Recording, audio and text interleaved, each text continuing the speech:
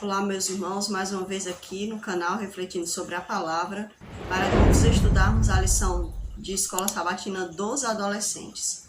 Os irmãos vão escutar alguns barulhos, alguns ruídos, né?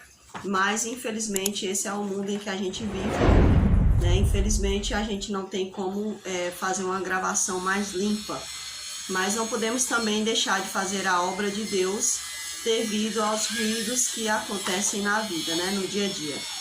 Então, assim, vamos procurar focar nossa mente naquilo que a palavra, que a lição vem ensinando, e assim nós vamos aprender a crescer cada vez mais. Eu lembro de eu acho que era um seriado, eu não sei como é que se chama, um reality, eu acho que era um reality, né, esse negócio. Que tem aí no YouTube, só que não é, eu não sei qual canal, só sei que passava, eu vi no YouTube, né? O nome era Forças Especiais, e falava sobre um treinamento de soldados, né? Assim, daquelas mais altas elites, né? Que tem dentro dali do exército, da marinha, essas coisas assim. E aí eu percebi que em uma das coisas que eles faziam com que aquelas pessoas que estavam sendo treinadas passassem, era justamente pela questão do barulho. Essas pessoas eram levadas para um determinado ambiente fechado, supostamente, né, ela estava simulando se acaso elas fossem pegas pelos seus inimigos, e elas eram levadas ali para um lugar, né, e ali eles colocavam muito barulho, para que aquele barulho desviasse a mente daquela pessoa, desviasse o foco daquela mente, desequilibrasse aquela mente. E aí eu sempre penso nisso, e quando a gente está estudando aqui a Bíblia ou algum outro livro, né, a gente sempre fala isso, e meu esposo sempre me lembra, olha o que você falou, que tem que se concentrar mesmo com o barulho. Então eu tenho que aprender a me concentrar cada vez mais, né? Sempre com barulho. A gente tem que aprender a prestar atenção no que a gente está falando ou no que a gente está ouvindo, mesmo com o barulho ao nosso redor, mesmo com os ruídos. E assim como nós que somos cristãos vivemos neste mundo e os ruídos do mundo querem encher a nossa mente, mas a gente tem que manter nossa mente limpa e sadia e sã diante da palavra de Deus e obedecendo, seguindo o que a palavra de Deus diz. Do mesmo jeito é quando a gente grava essas lições ou algum outro tipo de tema para este canal, né? Nós temos que ir mesmo com os barulhos que acontecem ao redor. Ou seja, nosso desafio aqui é focar somente naquilo que é de essencial para nós, que no caso é a palavra de Deus para os nossos dias. Então vamos fazer uma oração para que nós possamos estudar essa lição, que tem por título O Traidor, né? E é muito interessante. E também fala lá, o versículo está lá em João 13, do 34 ao 35. Então vamos orar para que Deus possa nos ajudar neste momento. Nosso amigo Jesus, nós sabemos que um dia o Senhor desceu a este mundo indigno, este mundo imundo, Senhor Deus, pelo pecado, mas o Senhor se sujeitou a descer aqui, meu Deus.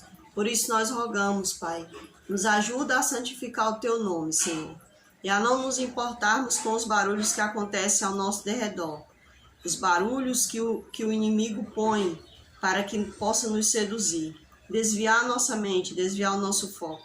E assim, meu Deus, como nós vamos aprender sobre a traição, que nós também, meu Deus, possamos entender que a cada dia, meu Pai, nós possamos ser fiéis a Ti e nunca Te trair por nada neste mundo. Em Teu nome eu te peço, dá-nos o Espírito Santo. Amém, Senhor.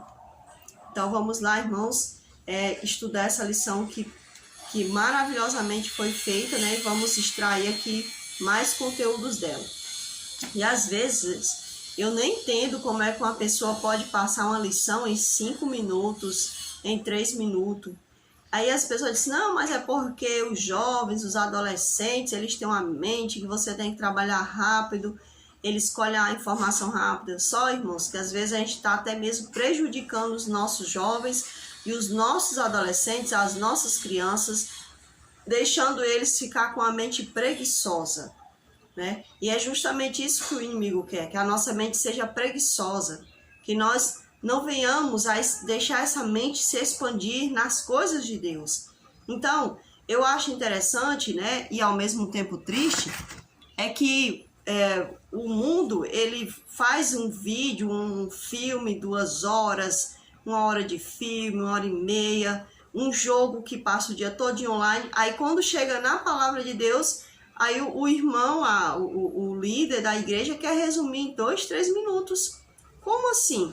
Por que as coisas de Deus têm que ser rápidas, quanto que o que o mundo dá para os jovens, para os adolescentes, para as crianças e até mesmo para nós adultos, se prolonga tanto tempo, e aí nós mesmo assim nós engolimos essas coisas, nós tiramos tempo para essas coisas. Então, esse procedimento não é correto. Isso é banalizar, é agir desleixadamente, relaxadamente com as coisas do alto. Então, a gente também tem que se atentar muito para isso.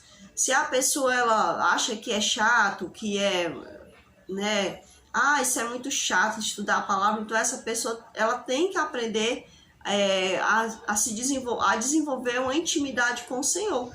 Porque se está chato estudar a lição, é porque, então, essa comunhão ainda não foi alicerçada, né? Então, nós devemos estimular nossos irmãos uns aos outros, né? Para que possamos desenvolver essa intimidade com o Senhor. E intimidade não nasce de pouquinhos de tempo, ela nasce de tempos com qualidade ao lado da pessoa com quem nós convivemos. Vamos para o versículo que está aqui no capítulo 13 de João, e o verso 34 e 35. Um novo mandamento eu vos dou, que vos ameis uns aos outros, assim como eu vos amei, que vós também vos ameis uns aos outros.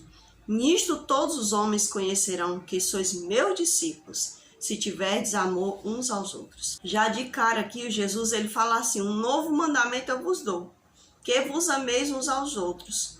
Por que Jesus falou aquelas palavras? Será que ele estava anulando ali os mandamentos que ele já havia escrito na Torá, no Pentateuco, né? Nos livros dos profetas, que os profetas traziam? Será que Jesus estava ali anulando essa mensagem?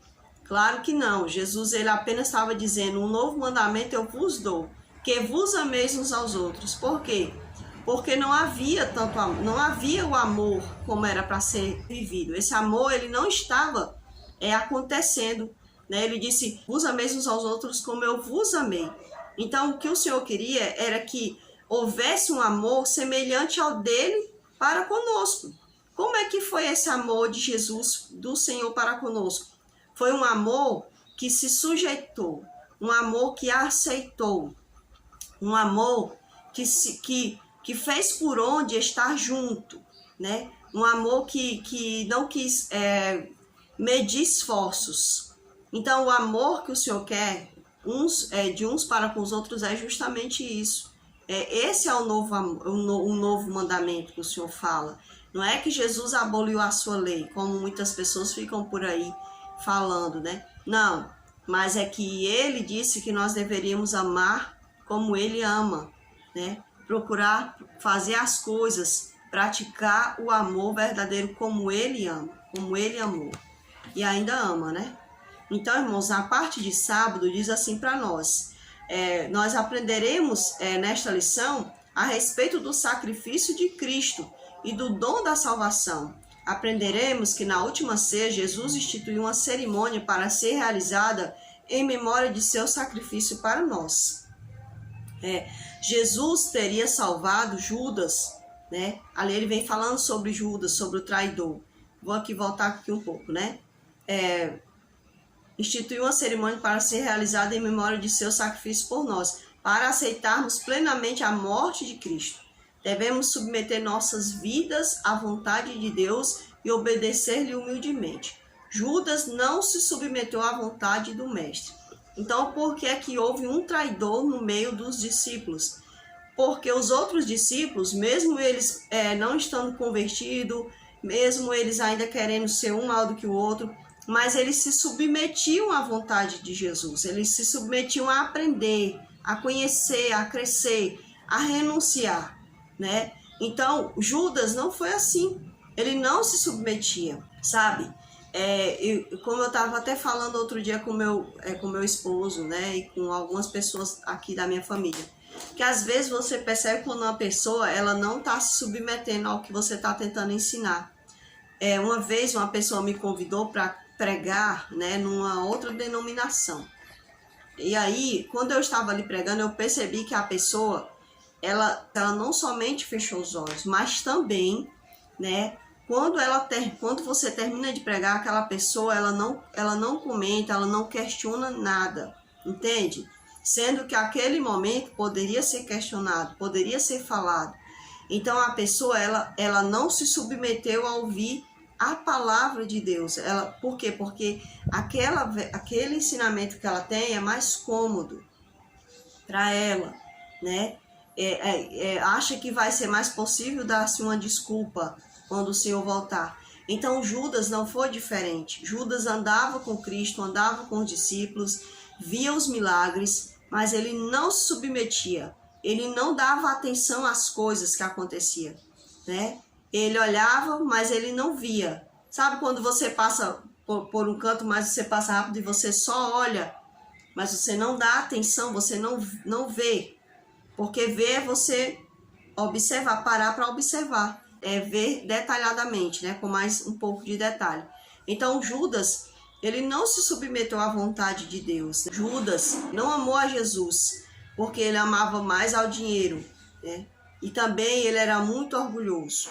Ele traiu a Jesus, mesmo sendo tão amado por Jesus. Então, para a gente entender, né, meus irmãos, que o orgulho, nosso orgulho, né, as nossas vontades, quando a gente faz mais a vontade da nossa natureza carnal, a gente pode acabar apagando a voz de Deus da nossa mente. O que acontece é que Judas, né, ele foi deixando com que a voz de Deus não chegasse ao seu coração, não fosse implantado, como Jesus falou, né? Ele veio para implantar o reino de Deus no nosso coração.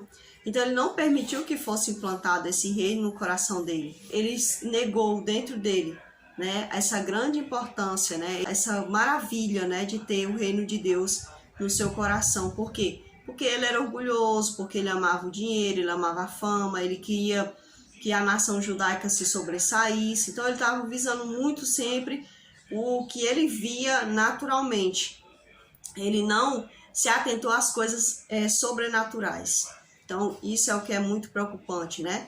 Jesus teria salvado Judas se o discípulo tivesse submetido à vontade dele, ou seja, de Jesus. Judas, porém, não aceitou submeter-se à vontade de um Messias tão humilde.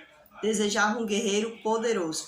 Então Judas, ele pensou assim, não somente ele, mas provavelmente outros, né, pensaram que Jesus poderia ser aquilo que ele queria, né, no caso, como ele tinha muito aquele jeito de fazer com que as pessoas atentassem às suas palavras, Judas achou nisso um meio de Jesus ser aquele guerreiro, né, aquele homem que ele poderia, ele e os outros poderiam colocar ele como rei, né, a Jesus como rei. Mas quando ele viu que Jesus não passava de um homem humilde, não queria ser aquilo que ele queria, então ele começou a rejeitar Jesus. Até que chegou um ponto, né, claro que ele não percebia que estava acontecendo a profecia ali, através dos atos dele, né? Não é que Jesus predestinou ele para ser o traidor, não é isso. Às vezes a pessoa acha que Judas foi predestinado a ser o traidor. Não foi isso. É porque ele deu o coração dele para acontecer a profecia. Por isso que as pessoas sempre dizem assim, né? Que o amor se esfriará de quase todos. Aí eu sempre escutava alguns irmãos na pregação dizendo, mas não é obrigado essa profecia acontecer na gente. É verdade. É verdade. Por exemplo, Jesus falou sobre a igreja da Laodiceia, uma igreja morna, né? Mas isso não é obrigado a acontecer na minha vida. Ele falou que vai acontecer na vida de pessoas que não querem um compromisso sério com ele. Então não é obrigado a acontecer na minha vida, eu posso rejeitar isso. Então Judas poderia ter rejeitado a profecia, mas ele não rejeitou, né? Ele simplesmente acolheu aquela perspectiva humana mais do que o que Jesus queria trazer para a vida dele, né? Nós podemos perceber, né, que através das últimas cenas da Santa Ceia, devemos pedir que Deus purifique nosso coração. Tiago 4, verso 6 diz: Deus é contra os orgulhosos, mas é bondoso com os humildes. Então, nós percebemos aqui, né, que um dos fatores que atrapalhou a conversão, o convencimento e o convertimento de Judas foi justamente a questão dele ser orgulhoso. Então, isso atrapalhou muito e não aconteceu o convencimento do Espírito Santo sobre ele e nem muito menos o convertimento. Por quê? Porque ele não deu atenção a ser humilde e lançar fora as vontades do seu eu, né? O seu orgulho. Na parte de domingo vai falar assim para nós. O ministério de Jesus estava chegando ao fim e ele desejava que os últimos momentos com os discípulos fossem marcantes. Era a época de comemorar a Páscoa. Logo, os símbolos que representavam a libertação do povo de Israel no Egito dariam lugar a novos símbolos. Então, na Páscoa, né, era feito todo um simbolismo, toda uma cerimônia, e agora Jesus já começa a mostrar aos discípulos como é que vai ser o novo simbolismo da Páscoa, né, daquela festa, com os novos simbolismos, com uma cerimônia diferenciada. Então, Jesus ele começa a mostrar ali para os discípulos através da Santa Ceia. Diz assim, em Mateus 26, verso 20 ao 29, o que Jesus quer dizer com as palavras: eu lhes digo que de agora em diante não bebereis deste fruto da videira, até aquele dia em que beberei o vinho novo com vocês no reino de meu Pai. Claro que Jesus não estava dizendo que ele bebeu a Santa Ceia ali e que os discípulos não iam mais tomar a Santa Ceia, a não ser quando Jesus voltasse. Não era isso, porque de acordo com 1 Coríntios capítulo 11, né, versículo 17, vai ali mostrar, né, que estavam ali praticando a Santa Ceia, né, a ceia do Senhor. Então a gente percebe, pessoal, que não era que Jesus estava querendo falar que eles nunca mais iam comer da Santa Ceia na terra. Não com ele, né, claro, porque ele iria morrer, ele iria ressuscitar e ele iria para o céu. Então, o que é que queria dizer isso para nós? Aqueles discípulos não mais teriam outra ceia com Jesus, ou seja, aqui na terra com Jesus. Então, ele disse assim, vocês não vão mais ter uma ceia como esta comigo, né? Mas sim quando eu voltar, e aí vocês vão celebrar essa ceia comigo lá na minha morada celestial. Então, Jesus estava querendo falar isso. Em sua opinião, o que levou Judas a trair Jesus? Como a cobiça e o orgulho se encaixam nessa história? Então, assim, você vai ter sua opinião de acordo com o que você estudar, eu vou ter a minha, né? Na minha opinião, por mais que ele fosse um homem intelectual, seus olhos espirituais estavam bem fechados, porque todo o tempo, né, que esteve com Cristo, não se permitiu conhecer a Cristo. O coração dele estava neste mundo, né? Então, por isso que ele não conseguiu conhecer a Cristo, não conseguiu ter uma experiência íntima com Cristo, porque ele só olhava para esse mundo, ele só olhava para as coisas desse mundo, para os projetos que ele tinha neste mundo. Então, por isso que ele não conseguiu conhecer Jesus, e isso levou ele a trair Jesus. Por quê? Porque ele estava tão focado nesse mundo, o orgulho dele, a cobiça dele pelo poder, pela fama, o desejo de que os judeus fossem tirados daquele cativeiro romano, né? De uma certa forma ele estava ali sobre uma situação assim, meio que um cativeiro, né? Então esse desejo dele, esse projeto dele só focado na terra, nas coisas dessa vida, foi que levou ele a trair a Jesus, na minha opinião, mas você vai ter a sua, né? Claro. O que você acha que passou pela mente dos discípulos quando eles ouviram essas palavras de Jesus? O espaço para responder é tão pequenininho, né, gente? E às vezes a gente vê tanta coisa na cabeça da gente que a gente fica assim até sem saber o que escrever. É o que eu acho que passou pela mente dos discípulos, né, quando ouviram Jesus falar essas palavras. Provavelmente, por não serem convertidos de todo o coração, não entenderam, né? Eles não entenderam o que Jesus quis dizer naquele momento, porque tem muitas coisas que Jesus falava para eles e eles muitas das vezes não entendiam, né? Não é pelo fato deles serem jovens, mas também porque eles não entendiam, porque os olhos espirituais deles ainda estavam muito fechados, né? Eles ainda não haviam se aberto para Deus totalmente. Como você acha que Jesus se sentiu sabendo que ele estava comendo com alguém que o traíra? Eu estava aqui pensando ainda na pergunta anterior, e eu fico pensando, pessoal, que não é somente Judas que talvez tivesse aquele desejo de ver Jesus como um solucionador ali da nação, um salvador da nação. Eu não acredito que foi somente Judas que teve aquele desejo. Talvez Judas até ficava ali tentando encabeçar algumas pessoas a seguir a Jesus por esse propósito. Mas eu acredito que os demais discípulos também viam isso em Jesus. Por isso que às vezes eles confundiam as coisas espirituais, eles não entendiam muito bem, né? Não conseguiam muito diluir as coisas que Jesus falava, porque era no âmbito espiritual. Eles não conseguiam pegar muito porque os olhos deles também estavam focados muito na terra. Mas a questão de trair partiu do coração de Judas. Essa é a questão. O que diferencia muitas das vezes os discípulos de Judas é porque, além de Judas não abrir seu coração totalmente para Jesus, ele também veio atrair a Jesus. Então, isso não quer dizer que os demais discípulos não vissem Jesus como alguém que poderia livrar eles das mãos dos romanos. Então, aqui para outra pergunta, né, que eu voltei. Como você acha que Jesus se sentiu sabendo que ele estava comendo com alguém que o trairia? Claro que Jesus, humanamente falando, não ia se sentir confortável, né? Divinamente falando, Jesus também não se sentiu confortável, pessoal.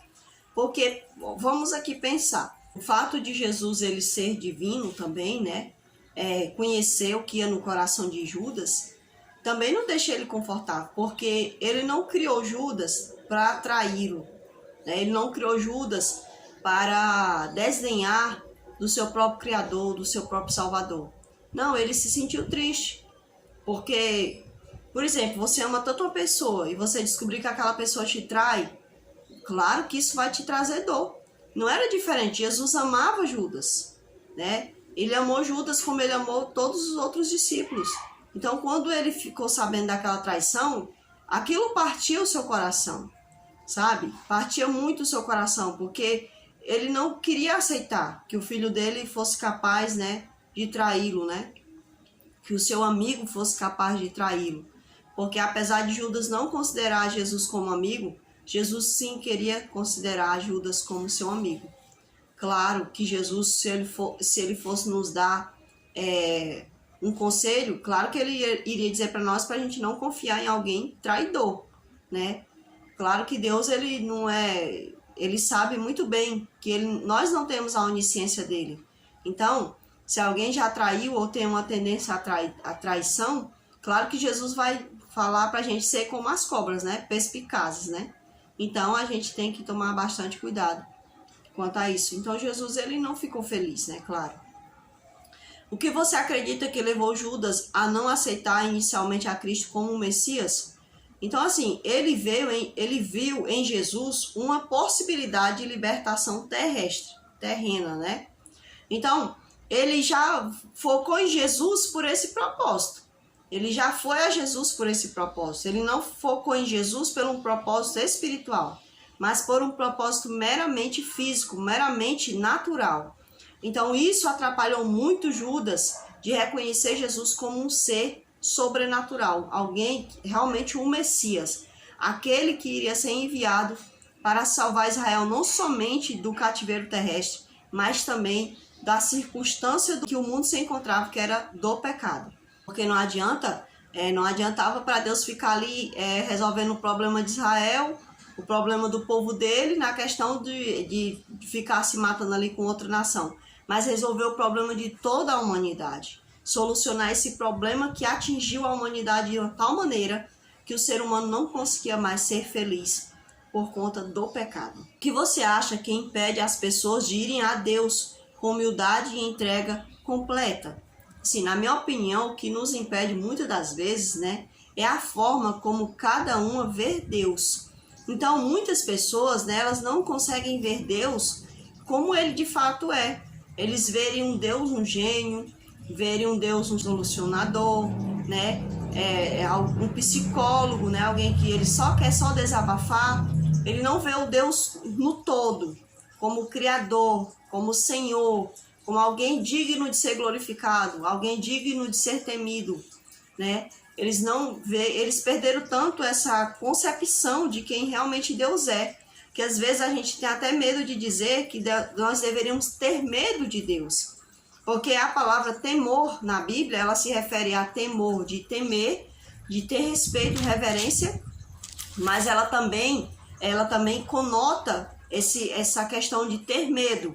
Porque Satanás, ele tirou o medo que o ser humano, essa concepção de um Deus grandioso, né? Satanás, ele faz com que a gente ache que Deus não é nada. Só que quando a gente vê Deus de fato e verdade, se acaso não estivermos glorificados, nós vamos cair em pânico, desespero.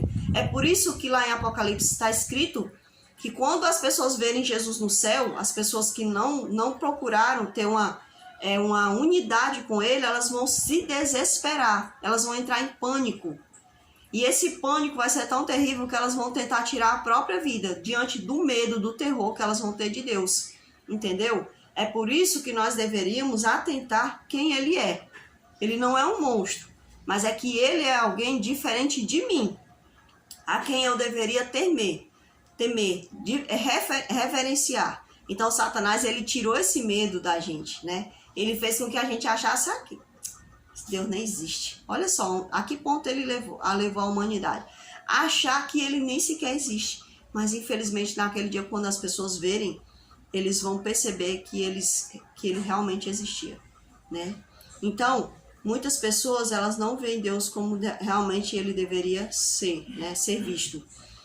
Se não vermos como Criador e Senhor, não entenderemos quem realmente de fato Deus é e o que ele merece de nós, né? Que é a honra e a glória. E isso atrapalha, né? Se as pessoas não verem Deus realmente como ele é. Por que você acha que Jesus usou o pão e o suco de uva para representar seu corpo e seu sangue? Ora, ele mesmo declarou que ele era o pão da vida, né? Então ele faz aquela menção do pão, e ele diz: comer, que é o meu corpo. Então ele diz que ele é o pão da vida. Então é por isso que nós devemos nos unir a Cristo. Por quê? Porque quando nós andamos com Cristo, nós temos vida, né? E é uma vida alegre, uma vida maravilhosa, gente. É uma vida abundante, né? E na parábola do bom samaritano, ele usou o vinho para curar as feridas. Ou seja, Jesus é o único que pode sarar o nosso problema, o problema do pecado. Ele é o único que pode curar essa doença que entranhou na nossa natureza após a queda de nossos pais. Porque essa doença, ela veio desde os nossos pais, né? Está entranhada em nós, essa doença chamada desejo pelo pecado. É isso que o ser humano faz, ele deseja o pecado. É claro que cabe a nós nos dominar, como disse o próprio Senhor para Caim, lá no livro de Gênesis, né? Aqui na parte de segunda-feira, pessoal, lá em João 13, 34 e 35, fala que se o amor se encontra na base do relacionamento de Deus com o seu povo, porque o mandamento foi chamado de novo, né? Então, o comentário bíblico adventista fala que o mandamento para amar não era novo em si. Ele pertencia às instruções dadas pelo Senhor através de Moisés no livro de Levíticos, capítulo 19, versículo 18.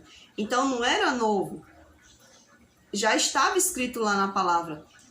O povo parece que tinha esquecido a forma correta de amar. Então, o Senhor estava ali trazendo à tona o que ele realmente, de fato, queria através da sua lei. O mandamento era novo no sentido de uma nova demonstração de amor, que os discípulos deviam imitar. Como é que era esse amor? Era justamente o amor como ele mostrou. E aí é interessante que quando ele chega lá na Santa Ceia, né, como a gente leu lá na outra lição, estava ali a bacia com a água, estavam as toalhas e os pés sujos. Mas ninguém tomou a atitude que Jesus tomou, a atitude de se humilhar para ajudar o outro em se limpar. Então, muitas das vezes nós temos aqui a água da vida, nós temos o meio como limpar as pessoas, mas muitas das vezes nós não queremos renunciar um pouco do nosso tempo, um pouco da nossa paciência, né? Um pouco do nosso dia a dia, né? Um pouco do nosso intelectual daquilo que o Senhor já nos deu, para também estendermos a mão e ajudarmos outros a saírem da vida do pecado. Então, muitas das vezes nos falta isso, né? Às vezes a gente tem preguiça de cantar na casa de Deus, de cantar no evangelismo, a gente tem preguiça de querer, a gente não quer ir pregar a palavra, né, através de um sermão, ou até mesmo às vezes divulgar através de um folheto. Então a gente se torna muito negligente, né? A gente muitas das vezes nos assemelhamos aos discípulos naquela atitude da Santa Ceia, não querendo pegar a bacia com água e os panos, né? Então, por esta revelação do caráter do Pai, Jesus tinha apresentado um novo conceito do amor dele, né? Ou seja, do amor de Deus. O antigo ordenava amar o próximo como a si mesmo. O novo instava a amar como Jesus amou. Então não mudou em nada o conceito de uma forma semelhante à que ele amou. Essa era a questão. Primeiro Deus nos amou. Jesus veio para revelar esse amor da forma mais prática possível. Se correspondermos a esse amor, iremos amar as pessoas à nossa volta. Jesus queria que seus discípulos entendessem que a manifestação do amor em favor dos outros era a maior evidência do relacionamento que tinham com ele. Então, quando a gente conhece de fato a Jesus, a gente vai realmente amar aos outros como Jesus quer que a gente ame. Claro que eu ainda não aprendi isso ainda, né, pessoal? Eu peço muito a Deus que me ensine, porque muitas das vezes eu não deixo o Espírito Santo plantar em mim aquilo que ele realmente quer plantar, que é os seus frutos. Então, assim, pessoal, vamos lá. Na parte de terça-feira, a palavra Páscoa, né, vem da palavra hebraica peça, que significa passar sobre, que é o que Deus fez quando o anjo da morte passou sobre cada casa que tinha sangue em seu umbral. Pessoal, eu não sei dizer a palavra correta no sentido hebraico, né? Mas vocês vão ver aí na lição que tem a palavra e dá para entender. Então, o significado era isso, era quando o anjo passou sobre a casa daqueles que haviam passado o sangue. E o sangue ali do cordeiro representava o próprio Cristo. Também significando que todo aquele que aceita o sacrifício através da morte de Cristo, aceita a Cristo como seu Salvador, como o Cordeiro Pascal, essa pessoa também ela terá direito à vida eterna e não será participante do juízo executivo, né? A Páscoa comemorava o livramento de Israel da escravidão egípcia, e a Santa Ceia aponta para a segunda vinda de Cristo. Ou seja, o dever da Santa Ceia é manter o objetivo da Santa Ceia é manter essa esperança viva em nossa mente. Em pelo menos 4 ocasiões anteriores, Jesus tinha feito referência à traição, porém, esta foi a primeira vez que ele anunciou que um dos 12 iria traí-lo.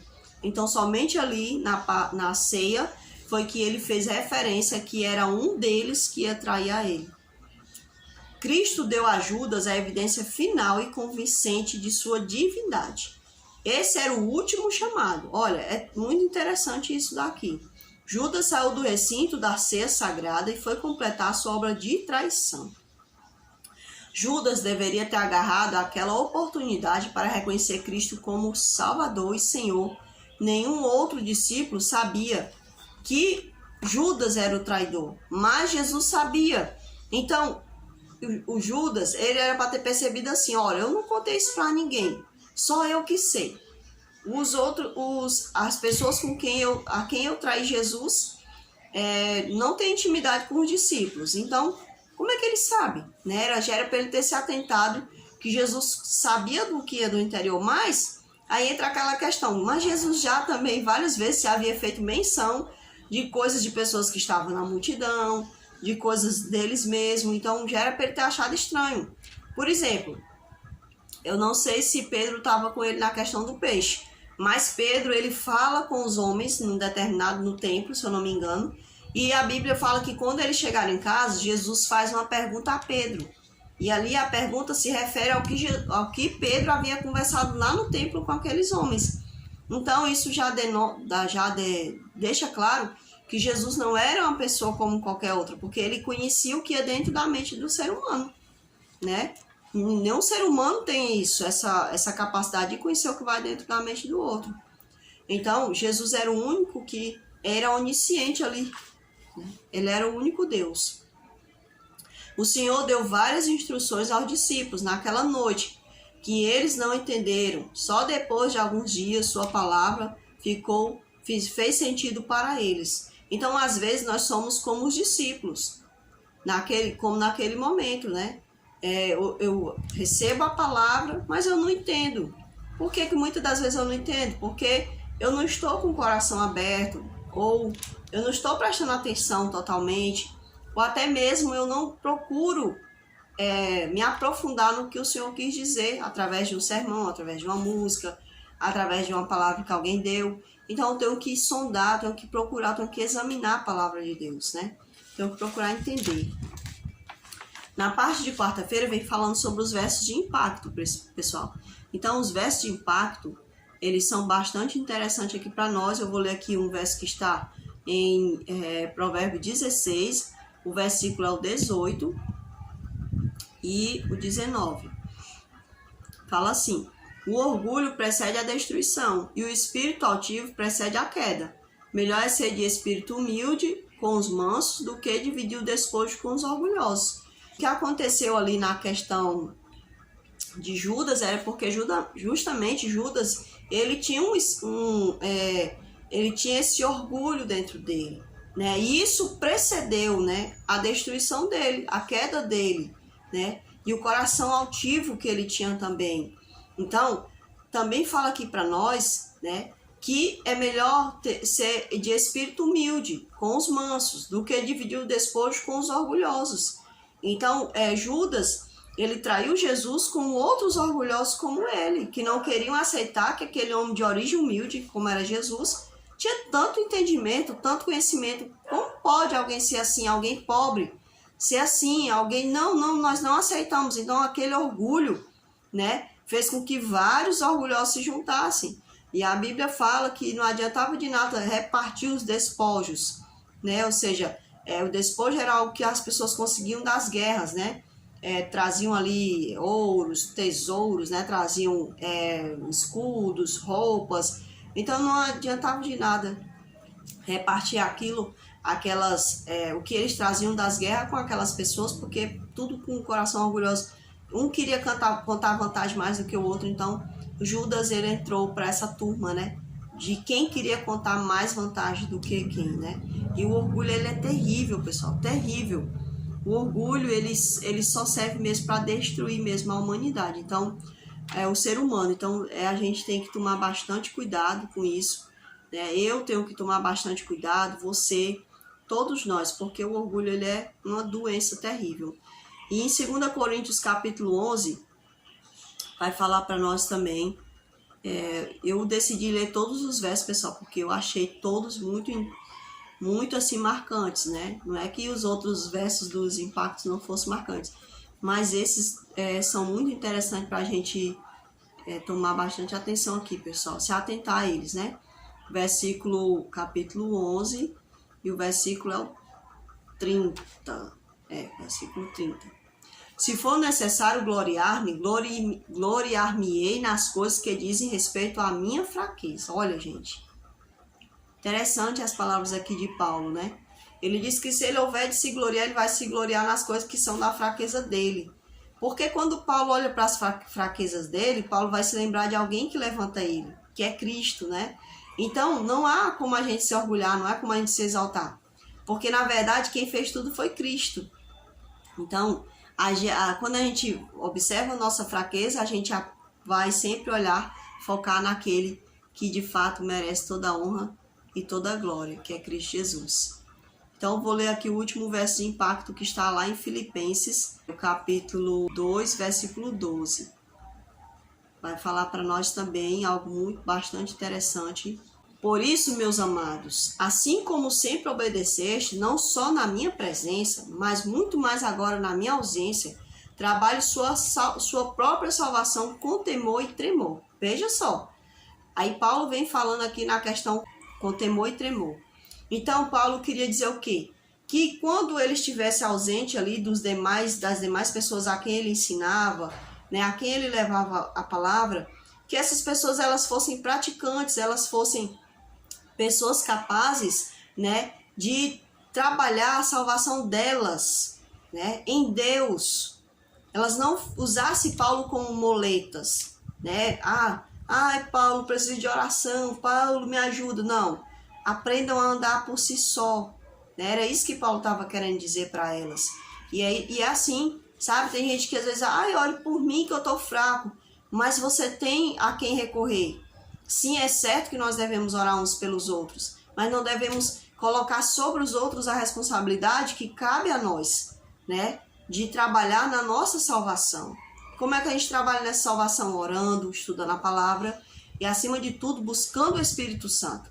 Porque é Ele que trabalha a nossa salvação, é Ele que está aqui fazendo essa obra tão maravilhosa. Então, esses foram os versos de impacto que a gente leu nessa parte da quarta-feira. E na quinta-feira fala assim para nós: Cristo, o Cordeiro de Deus, estava prestes a dar fim ao sistema de tipos e cerimônias que por 4.000 anos tinha apontado para a sua morte. A Páscoa, o festival nacional dos judeus, devia se acabar para sempre. O serviço que Cristo estabeleceu em seu lugar devia ser observado por seus seguidores em todas as terras ao longo dos séculos. Então essas foram as palavras, foi comentário de Ellen White, né, sobre a Páscoa. Então Jesus, a finalidade dele em morrer era justamente também acabar com aquele ritual, né, onde usava o cordeiro pascal e trocar o cordeirinho, que era um animal, por ele mesmo. Né? Agora ele mesmo iria fazer o papel de cordeiro, morrendo por nós. E assim aquela Páscoa cerimonial, através daqueles atos, acabariam e agora ocorreria somente a cerimônia da Santa Ceia. Por que não comemoramos mais a Páscoa, né? E sim a Santa Ceia. Então é por esse motivo, né, que a gente, no passado, o povo de Deus foi resgatado por Deus da servidão do Egito. Cristo nos livrou da escravidão do pecado. Por isso, ao cearmos, lembramos do que Cristo já fez por nós. Não é que a gente ali, quando a gente está comendo a ceia, né, está participando da ceia, está matando Jesus, está fazendo todo aquele ritual como acontece na missa. Na missa, quando eles praticam ali comer a hóstia, né, e bebe o vinho, né, que parece que eu acho que é só o padre que bebe, né, eu não me lembro muito bem. Mas eles estão ali, tipo, matando a Jesus, entendeu? É por isso que a missa, ela está sempre fazendo uma cerimônia de morte de Cristo. Mas não é assim. A gente está relembrando, ou seja, trazendo à memória o que Jesus fez por nós. Isso é diferente. Não é que quando eu participo da missa, eu estou ali matando o Cordeiro, eu estou ali matando Jesus. Jesus está morrendo por mim novamente, como se eu tivesse inativado a morte dele lá na cruz, entendeu? Não, a ceia não é assim. A ceia, quando eu como a ceia, é como se eu estivesse agradecendo pelo ato maravilhoso que ele já fez por mim, entende? E você também agradece pelo que ele fez por você. E na parte de sexta-feira, pessoal, fala assim: Jesus foi o exemplo perfeito de humildade e graça. Claro, né? Mas muitas pessoas tendem a considerá-lo um Deus poderoso e arrogante. Mas, na realidade, ao vir a este mundo, ele tomou sobre si a forma de servo. Muitas vezes, nos esforçamos para alcançar o primeiro lugar. Almejamos a glória e as honras. No entanto, essa atitude é muito diferente da atitude demonstrada por Jesus. Jesus não veio aqui competir por ninguém. Jesus, na verdade, ele se fez como aquele bode, porque lá no livro de Levíticos tem o bode Azazel e tem o outro bode que era morto. Então Jesus, como Satanás, ele sempre compete com o lugar de Cristo. Então os bodes eram animais semelhantes, né? Bodes, né? Eram mesmo animais semelhantes. Então Satanás, ele sempre compete o lugar de Cristo. Mas só Cristo fez o sacrifício de morte pelo povo, entendeu? E então esse bode ele é morto para o Senhor, né? Ele é morto para o Senhor. E o outro bode simbolizava Satanás, né? Que era o bode emissário.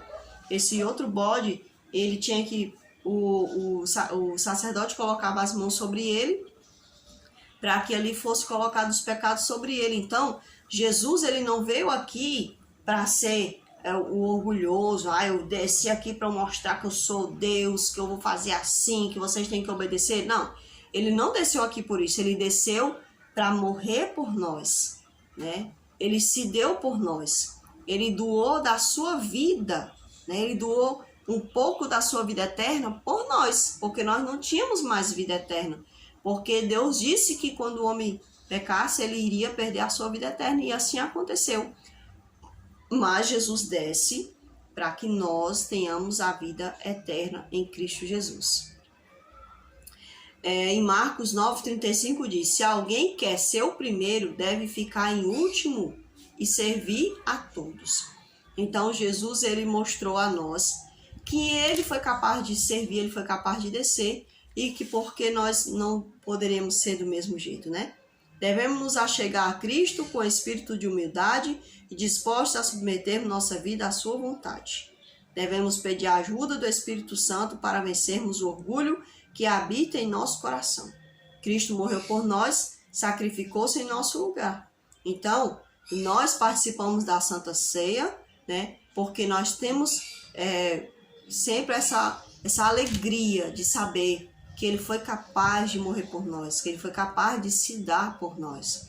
Então, o Salvador, ele vai voltar e levar seus amados filhos para morar com ele no céu, onde todos juntos participarão de uma ceia, de mais uma refeição incrível, né?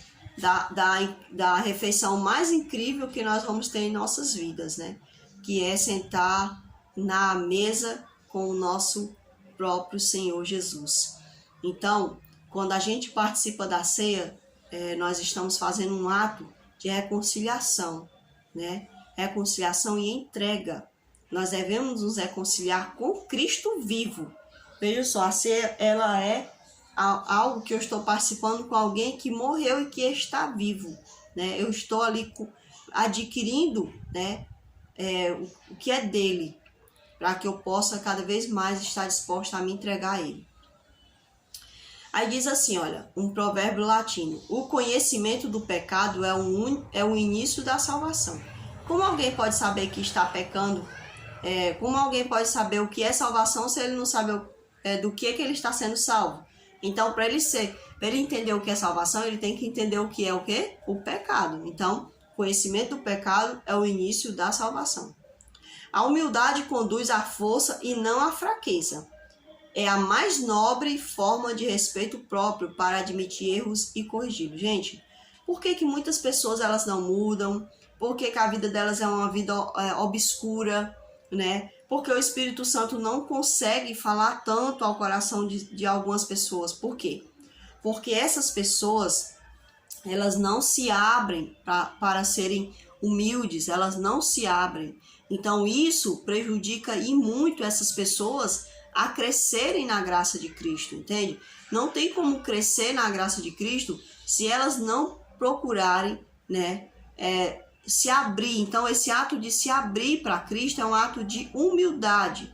Então, é muito interessante que nós devemos ter essa concepção, que nós devemos nos abrir para o Senhor, né? Diz até mesmo, se eu não me engano, que esse é um ato do Espírito Santo, né? É o Espírito Santo que coloca isso dentro de nós. Ele coloca essa concepção de entrega, de renúncia. Mas se eu não fizer por onde, né? Se eu não me dizer assim, Espírito Santo, eu reconheço que eu não estou te dando atenção, que eu não estou chegando àquilo que tu queres. Me ajuda aqui, Senhor. Me dá a força necessária. Vem me ajudar. Me limpa do meu eu. Então, muitas das vezes nós não estamos crescendo porque nós não estamos pedindo a ajuda de Deus para as nossas vidas. É isso que está acontecendo. Nós não estamos buscando nos arrepender, né, e voltar aos nossos caminhos para o Senhor.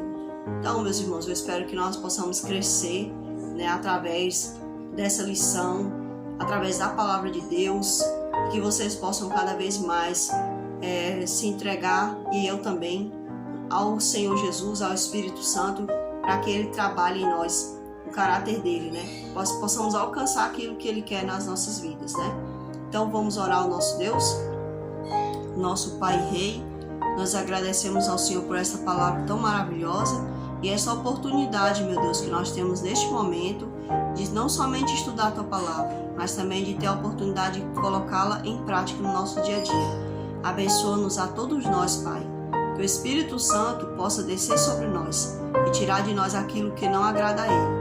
Em Teu nome, Jesus, eu oro. Amém, Senhor. Então, irmãos, até a próxima lição. Assistam esse vídeo. Se gostar, deixem aí o like de vocês de gostei. Se não gostar, deixa o like que não gostou, né? E deixe também os seus comentários, pessoal. Que Deus possa abençoar cada um de nós e até a próxima lição.